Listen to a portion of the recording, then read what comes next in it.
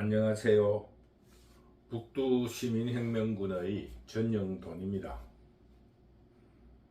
오늘은 강의에 앞서서 글씨를 한번 여러 사람들이 물어서 제가 말씀드리고자 합니다. 이 글씨의 내용은 그거예요. 추사 김정희 선생이 쓴 글이에요.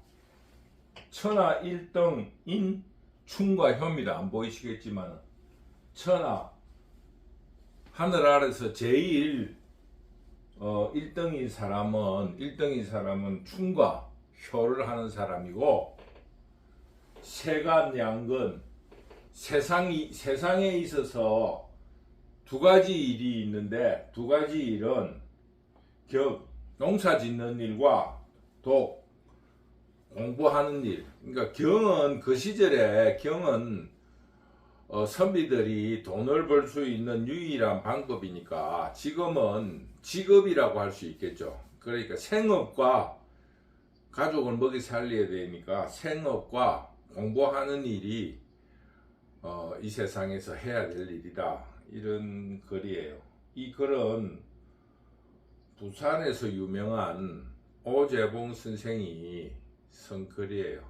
누군가가 저한테 한 20년 전에 선물을 한 겁니다. 근데 오재봉 선생이 한국에서 추사체를 가장 자기식으로 잘 표현해낸 서예가로 유명했는데, 그 80년대부터 말년에 들어서 가족들을 위해서 그 붓글씨를 지나치게 많이 써가지고, 물론 그분을 낮춰서 말하는 건 아니고 세간에서는 종이값보다 이 사람의 글씨 쓴 종이가 더 싸다 할 정도로 너무너무 많이 이 작품을 남겼다고 그 시중에서 아주 혹평이 있었던 그런 서예가입니다. 그래서 저도 이분의 글씨를 한 서너 점 가지고 있어요. 그때는 이분의 글이 너무 흔하게 돌아다녔어요. 그런 누군가가 이 글을 물어서 제가 간단하게 소개를 합니다.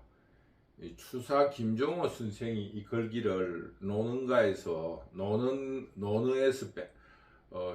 이 조어를 한 걸로 알고 있습니다. 그래서 천하의 1등인 사람은 나라에 충성하고 부모에게 효도하는 사람이고, 또 세상에서 해야 될 일이 두 가지가 있는데, 하나는 생업을 종사하는 일이고 하나는 공부하는 일이다. 경을 읽는 일이다.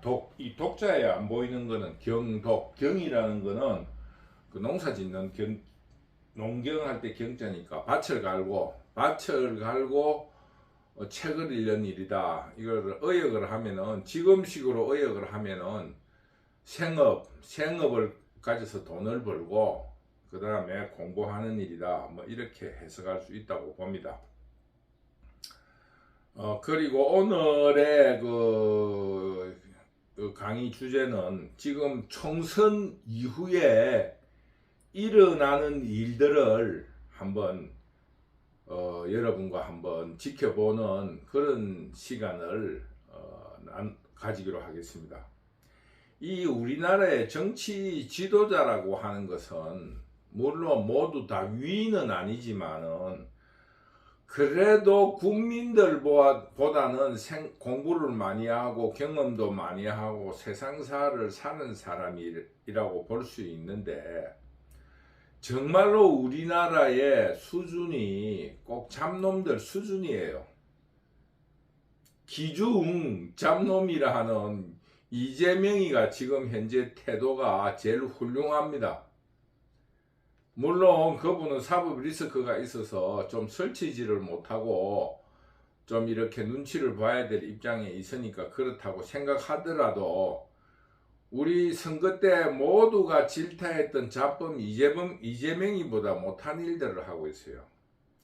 지금 민주당의 승리자라 하는 사람들은 모두가 내 덕이다, 내가 그럴 줄 알았지, 내가 다 알고 있어서 뭐 이런 윤석열이가 심판받을 줄 알아서 앞으로 그냥 두지 않을 거야. 이제껏 관례적으로 있어 왔던 여야 간의 국회의장이 중재자로서의 역할을 하며 중립적인 입장에 있던 국회의장까지도 물망에 오르는 사람은 국회의장이 왜 중립이어야 하느냐, 이때 잘못됐다, 나는 그렇게 안 하겠다, 뭐 이런 기고만장과 아나무인 자기를 구속한 조국 같은 사람은 자기를 구속한 검찰 앞에 가서 시위를 하고 그래요. 물론 정치라는 것은 모든 것을 빨가벗고 하는 것이라고 할 수 있지만은 참으로 참담함을 느낍니다. 꼭 그렇게 표현할 수밖에 없었는가? 국민들에게 승리자란 이런 것이다라는 모범을 보임으로써 국민들 간의 경쟁이라든가 승부에 있어서 승리자의 겸손과 미덕을 보여주는 그런 모범적인 태도는 어디 그런 줄도 찾아볼 수 없을 정도입니다. 참으로 안타깝고, 또 패배자인 국민의힘 하는 꼴은 더 처참합니다. 다 남 탓이라 그래요.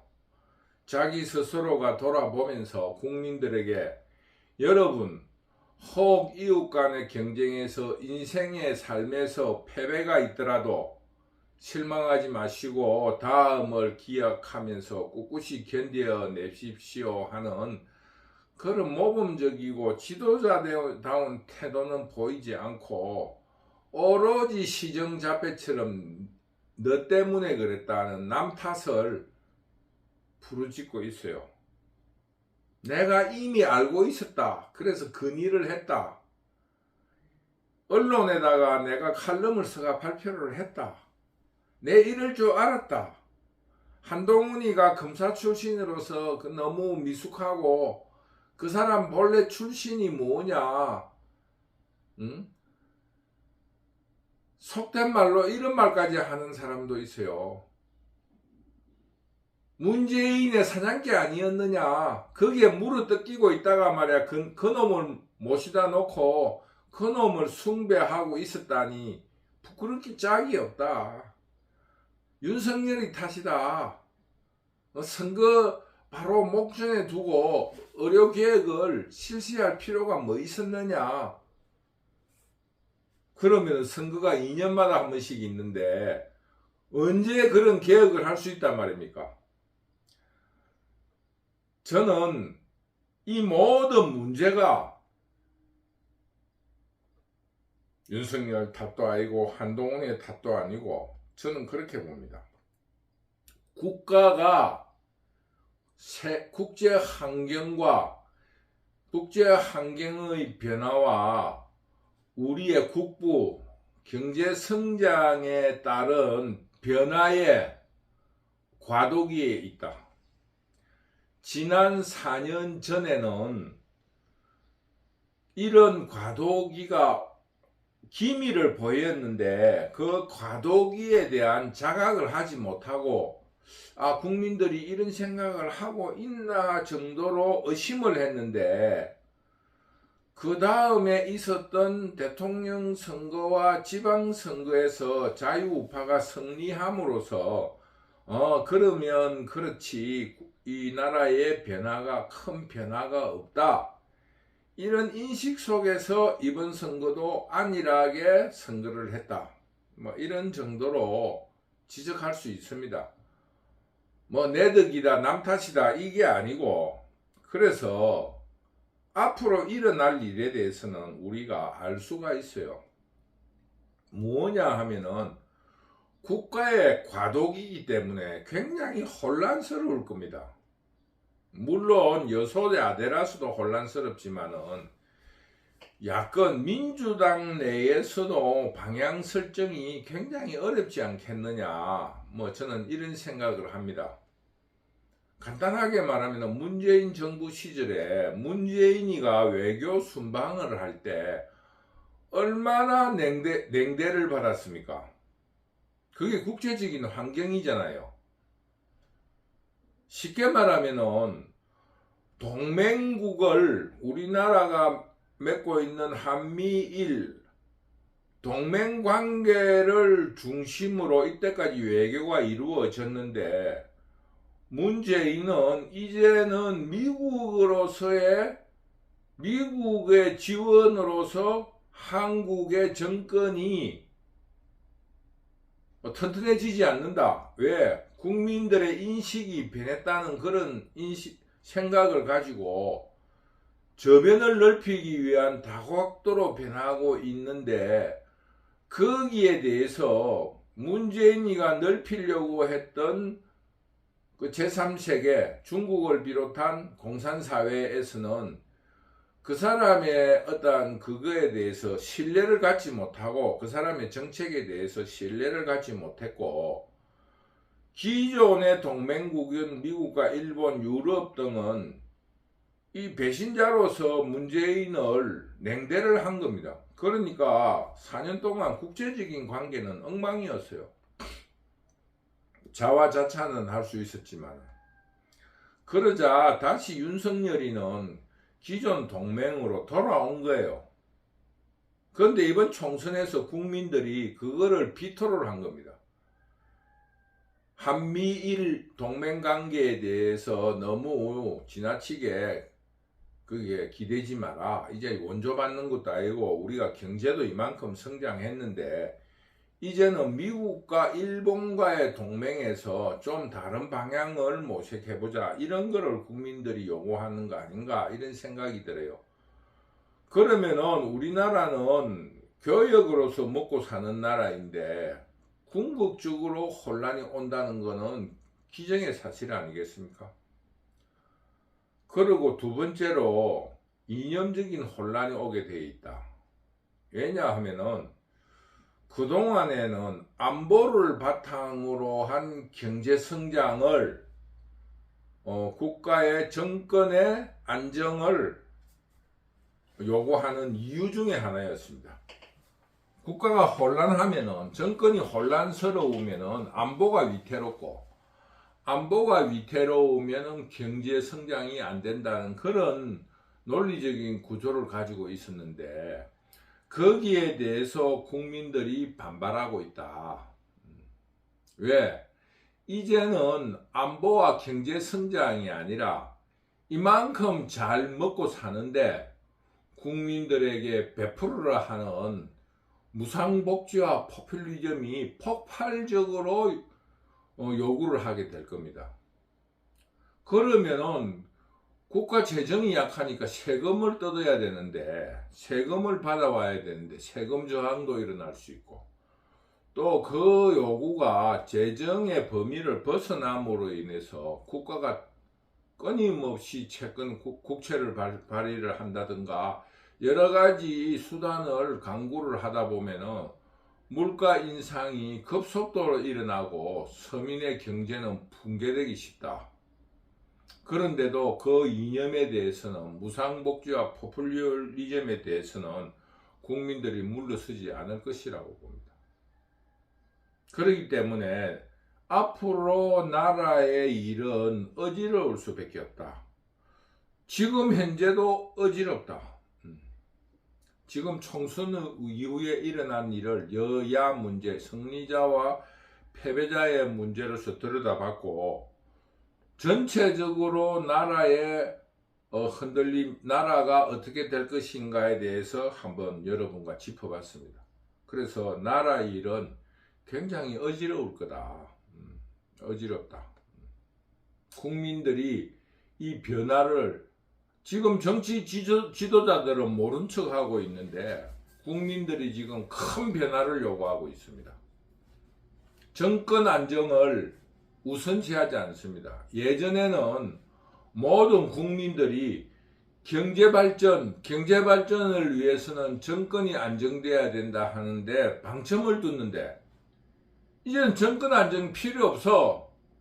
내 몫을 돌려줘 라는 남미의 지금 그런 국가들의 전철을 밟고 있지 않는가 하는 제가 의심을 가지고 있습니다. 아르헨티나가 그랬고 브라질이 그랬습니다. 그랬던 것처럼 브라질이나 아르헨티나가 이런 정도로 부국을 이루고 망했잖아요. 그것처럼 우리나라도 지금 현재 우리의 그 어떤 역량의 한계에 와 있지 않느냐. 조금 시기적으로 늦었다. 한 10여 년 전에 이념 전쟁을 벌이면서 선진화 세계화로 나아가야 된다는 부르짖음이 옳았던 겁니다. 지금 현재로 세계화 선진화는 이미 물 건너갔습니다. 왜? 국민들이 이 정도만 됐다. 이 정도로 왔기 때문에. 그래서 굉장히 나라가 이념적으로 국제적 어떤 관계로 굉장히 혼돈이 시작될 것 같은 느낌이 듭니다. 그래서 지금 현재 우리 자유우파를 면밀히 들여다보면은 단면 그 가장 예시적으로 일어난 사건이 이번 총선에서 도태우, 장애, 찬의 내침입니다. 그들의 공천을 취소시킨 일이 바로 자유우파, 자유시민들의 생태적인 DNA다. 물론 지난 시간에도 말씀을 드렸지만은 국민의힘 당의 역사적인 뿌리는 어디에 두고 있는가에 대해서 그 정체를 분명하게 드러내지 않고 있습니다. 국민의힘은 비겁하고 기회주의적이면서 교과서적인 이야기를 계속 외치고 있었던 거예요. 예를 들어서 광주 민주화 운동에 대해서 이야기하면은 극우파에 가면은 극우파의 손을 들어줍니다. 그러고 국민들 당에 와가지고 국민들이 이런 소리를 하면은 그러면 장해찬이나 그 도태우가 광주 민주화에 대해서 우리가 너무 맹목적으로 따라가고 있으니 그 진실을 한번 파헤쳐보자 이런 말을 했다는 이유로 국민들이 그렇게 생각하지 않는데 심한 말을 했다고 공천을 취소해버리는 거예요. 자기의 동지를 그렇게 내침을 하는데 어떤 누가 그 정당을 믿고 국민들이 지지를 하겠습니까? 저 같은 경우에도 굉장히 붕괴를 했고 도태우와 장해찬을 응원했습니다. 그런 국민의힘이 바로 우리 자유우파, 자유시민의 지식인들의 태도예요. 왜 자유당 시절에 국가 확립기에 있을 수밖에 없었던 여러 가지 제도적이고 실천적인 문제에 있어서 결함에 대해서 어쩔 수 없었다. 그거는 어쩔 수 없었고 우리가 그런 과정에서 이렇게 성장해 왔지 않느냐라는 그런 학술적이고 정치적인 태도를 분명히 보여야 합니다. 그러고 4.19가 훌륭했다. 왜? 그 결함에만 파묻혀 있던 위정자들과 지도자들을 개선시켰기 때문에 그 사람들도 잘했다. 그러나 우리 국민들이 우수했기 때문에 10년 내로 우리가 그거를 전쟁을 치른 이후 10년 내로 치르면서도 10년 48년도에 정부 수립돼서 건 10년 만에 우리가 이런 민주주의를 성숙시킨 우리 국민들이 훌륭했고 우리는 국가를 식민지에서 해방되어 도입된 민주주의를 확립시키는데 성공했고 그리고 그런 교육을 통해서 만들어진 청년들의 그 어떤 외침이 옳았다. 이런 이야기를 하지를 않아요. 그러면서 자유당이라는 그 자유우파의 원초에 대해서는 이야기를 하지를 않아요. 그러면서 이거를 부정을 합니다. 그리고 5.16이 일어났어요. 5.16 쿠데타에 대해서 그거는 역사적인 그거로 사회 혼란에 의해서 어느 시대나 일어나는 하나의 역사 발전 과정이다. 그렇기 때문에 우리나라에도 피치 못했고 훌륭하게 수행했다. 부정부패도 없이 사람으로 치면은 사춘기를 훌륭하게 넘었다.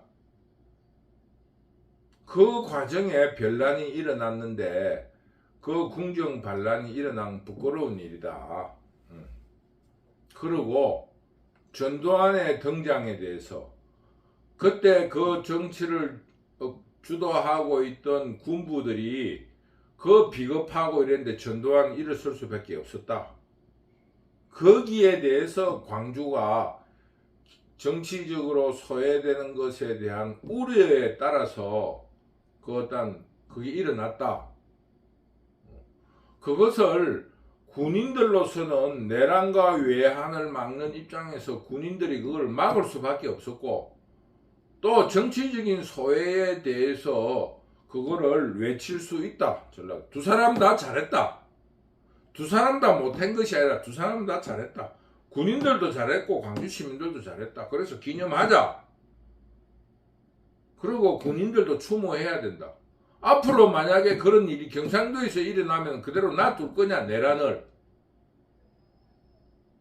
그러고 지금 세계화 선진화로 나아가야 되는데 자유우파가 이 역사를 주도해 왔던 것처럼 다시 사회주의적이라든가 무상복지는 안 된다.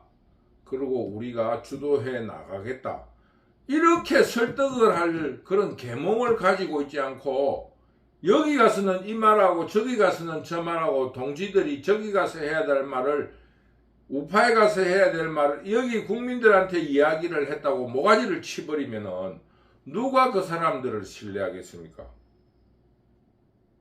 그렇기 때문에 지금 현재 자유우파는 정말 비겁한 사람들이에요. 한동훈도 비겁하고, 저는 한동훈이를 욕을 하려는 게 아니라 한동훈이도 훌륭하게 싸웠습니다. 그러나 검찰의 한계, 황교안으로 보듯이 훌륭하고 인물도 좋고 신원섭판도 훌륭하고 머리도 좋고 그동안의 업무 수행도 훌륭했지만은 그 검찰에 몰입되어 있는 한계를 드러냈다. 제2의 황교안이다. 저는 이렇게 봅니다. 그래서 그러면 어떻게 우리 자유우파가 지금 현재 총선 이후에 일어난 일, 그리고 일어날 국가의 혼란에 대해서 어떻게 해야 되느냐. 자유우파는 이제 과거 민주당이 했던 것처럼 투쟁의 시대로 돌입을 해야 된다. 조직하고 국민들을 계몽하면서 투쟁해야 됩니다. 희생과 헌신이 오블리주가 아니고 노블레스 오블리주가 아니고 이제 집을 나간 하나의 거리에서 도로에서 투쟁해야 됩니다. 감옥에 갈 각오도 해야 되고 정말로 이제는 서로 입장이 바뀌어졌다. 아직도 다수라고 생각하고 기회가 있다. 한 번 더 기회가 있다. 물론 기회라는 건 있지만은 지금 현재 굉장히 불리한 입장이다. 왜? 민주당과 서울, 경기, 인천에서 122개의 선거구에서 고작 경기도 59개 중에서 6군데 차지했어요. 서울에 지금 정확한 데이터 내가 지금 찾아보질 않았는데 서울에 지금 47개 중에서 한 9개 정도 차지했어요. 인천 11개 중에서 2개 차지했어요. 그거를 이번만 그랬는 게 아니고 21대에서도 그랬고 22대에서도 그랬어요. 지금 23대에 희망이 있느냐? 저는 희망이 없다고 봅니다. 왜? 지금 21대의 민주당은 세대교체를 통해 가지고 지금 재선으로 등극한 사람들이 지금 50대예요. 모든 그 지역구에 50대에 아주 한창 일할 사람들이 있는데, 이번 공천을 보면은 서울, 경기, 인천에 전부 다 구닥다리입니다. 예전에 국회의원을 한번 했던 사람, 낙선한 사람, 그런 사람들을 공천했어요. 그러니까 이번에 세대교체로서 다음을 기약할 다음 세대의 씨앗도 심지를 못했습니다. 이것이 바로 자유우파의 지금 체질이고 DNA라는 거예요. 전부 다 비겁하다는 거예요. 미래가 없고. 그러니까 대통령 후보도 지금 현재 없는 거예요. 또 외부 영입. 이 자유우파는 자체 내에 인물이 없이 이때까지 근 30년을 살아온 거예요. 전부 다 외부 영입이에요. 또 다음 총선에는 또 외부에서 영입을 하는 거예요. 그러면서 그들을 따르는 지지자에게 물을 먹이면은 그 지지자들이 어떻게 국민의 힘을 믿고 따르겠습니까? 자기 이익에 사람들에게, 자유우파에게 헌신을 요구하지만은 그거는 선전술이고, 그래도 각자의 이익도 챙겨주고, 의리만을 요구할 수는 없지만 의리도 챙겨줄 줄 알아야 될 거 아니겠습니까? 지는 의리를 찾으면서, 지는 헌신을 했는데 보답을 찾으면서 그를 지지하는 국민들에게는 그거를 불편시하는 그런 지금 국민의힘에 어떻게 국민들이 따르고 지지하겠어요? 그것이 바로 자유우파의 그동안의 체질입니다. 지금 현재 누가 잘했다, 누구 탓이다 할 입장이 안 되고 완전히 분열돼야 됩니다. 완전히 산산조각 깨져야지 다시 뭉쳐지듯이 이 자유우파는 조금도 미련을 갖지 말고 산산조각 깨어서 서로 분열되고 싸워야 됩니다. 3년간 싸워야 됩니다. 저는 그렇게 봅니다. 그래서 저는 지금 총선 이후에 일어난 일 중에 남 탓은 비난하지만은 싸우자, 노선투쟁을 하자. 그래서 결국에는 우리 어떤 사회의 전체적인 행태로 힘이 명망가와 재산이 많은 쪽에서 다시 주도권을 잡겠지만은 그 싸움 과정의 치열함 속에서 어떤 반성에 조그만